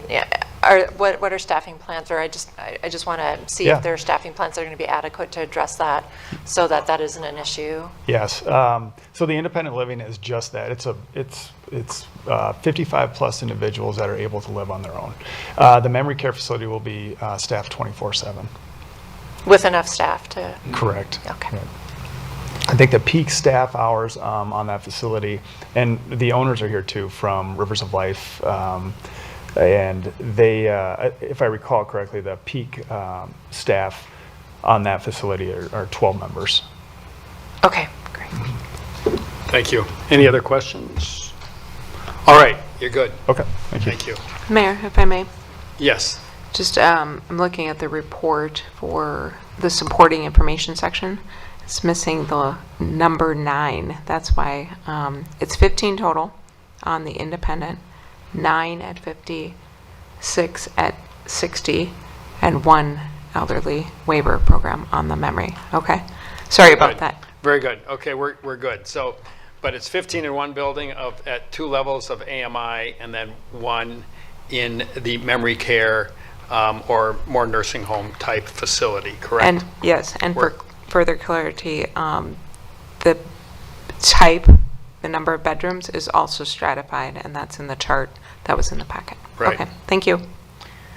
And having had some experience, just a comment with memory care, I mean, the challenge with affordability and memory care, I mean, when you have an apartment, it's usually, 1,000 square feet or 1,200 square feet or whatever.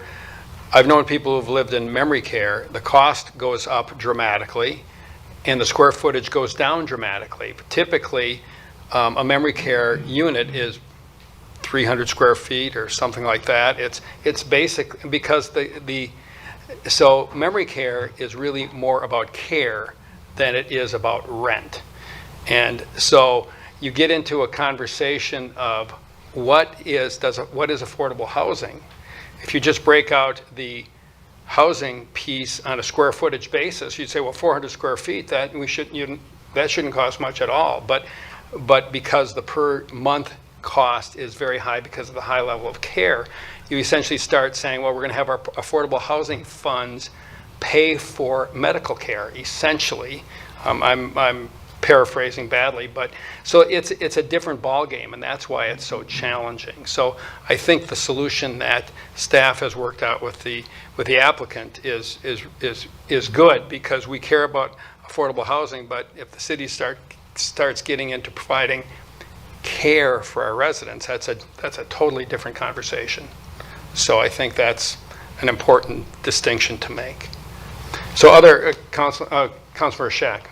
Thank you, Mayor. I'll just make a couple brief comments. I think that the project, I think it honors what was there originally in the way that society has evolved. We certainly have a healthcare, elderly care issue that I don't think we have the resources, or our Affordable Housing Trust Fund is set up to the mayor's point to address. So I appreciate that we're still, I think, meeting the spirit of the ordinance, and it's unfortunate, we talked about memory care in a past meeting and the complexities of the cost, and it is what it is.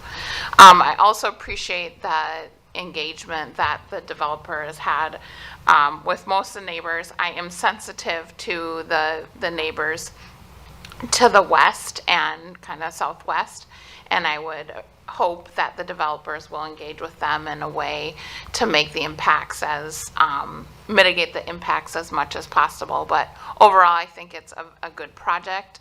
I again appreciate the work that the developer has done. I understand, I think we have to be nuanced in our review of the tree preservation ordinance, so I have no problems with, given the unique situation on this parcel. So I'm in favor of this tonight. Thank you. Other comments, Councilmember Calvert? Thank you, Mayor. Everything that Councilmember Shack said, and also I just first of all want to thank the residents that came out tonight. I remember talking with the Greffins when the church was proposed, and they were going to be staring at a several level parking ramp had that proposal gone through as proposed, with a lot more traffic and just a whole different set of issues. So thanks. I just want to thank the developer for working so well with the neighbors. I am listening to the neighbors that are behind the proposal, and I'm hoping that we can help them with buffer. The other thing I would say is that as part of this vote has to do with comprehensive guide plan amendment, but it's kind of a like for like. It's a very similar use on a large parcel, and I just appreciate how they've stepped down to the single level in the memory care, because it is so close to a single family home, and I agree about the financing. In general, I'm in favor, and I just want to thank everyone involved, including staff, for coming up with the proposal, and for the tree lady to be saying, okay, it's okay in this case to have a tree loss variance. This is really important, so thanks for the hard work, and I'm in favor. Thank you, Councilmember Calvert. Other comments? Anyone?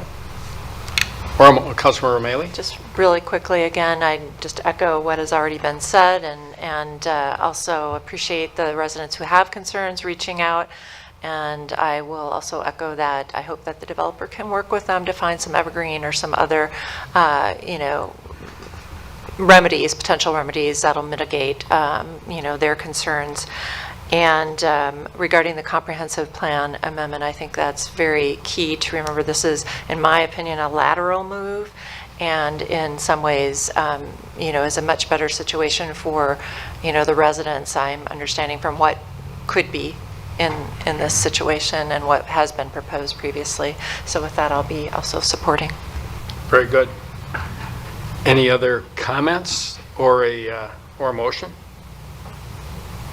Councilor O'Malley? Thank you, Mayor. I'll make the motion to adopt the ordinance and resolutions approving the proposal. Very good. And a second, Councilor Coakley? I'll second. Very good. So we've got a motion by Councilor O'Malley and a second by Councilor Coakley. I'll make a quick comment. I walked on Holdridge Drive the other day, and I understand that the current building is visible from Holdridge Drive, and this building will be more visible. So I think that continuing to work with the developer, they've demonstrated an ability and willingness to work with the neighborhood, and so I would just encourage you to do that. I understand your concern, but I also will say, one of the things that makes this high density is because there's a limited amount of high ground. But in reality, the site is much larger. And so when you talk about how close the neighbors are, well, you get the benefit of this larger property, and this is not being built to the lot line. So there are some benefits there. I'm not saying it totally mitigates it, but I think between what the developer, talking to the developer and working on this, and the fact that it's a larger site than high density would dictate, because if it was all high ground, it would be mid density. So I think that those are just some of the factors as we consider this that are supportive, and I think that I think continued dialogue is the right approach. So with that, we've got a motion and a second. Please call roll. Shack? Yes. Wilburn? Yes. Calvert? Yes. Romali? Yes. Coakley? Yes. Foster Bolton? Yes. Wearsome? Yes. Motion carries. Ms. Falk, thank you very much. Now, we're 3 minutes early, so, excuse me. Mayor, just as follow-up for the public safety concerns, staff will work with the developer. I know they've worked a lot on safety and security on the site. They've already done a lot of things, but clearly it's been found out, if you will. And Right. so we'll work with them to beef up the security around the site so we don't have the continuous calls for service. So. Excellent. Well, thank you. And thanks everyone for your input. And I think this is a good project that I think will benefit a lot of people in Minnetonka, and appreciate everyone's involvement. So that takes us now, that takes us to item 15, which is appointments and reappointments, and we have none. And so item 16 is adjournment. Is there a motion to adjourn? Councilmember Coakley. I make the motion to adjourn. Is there a second? Councilmember Wilburn. Second. Okay, we've got a motion by Councilmember Coakley and a second by Councilmember Wilburn. All in favor say aye. Aye. We are adjourned.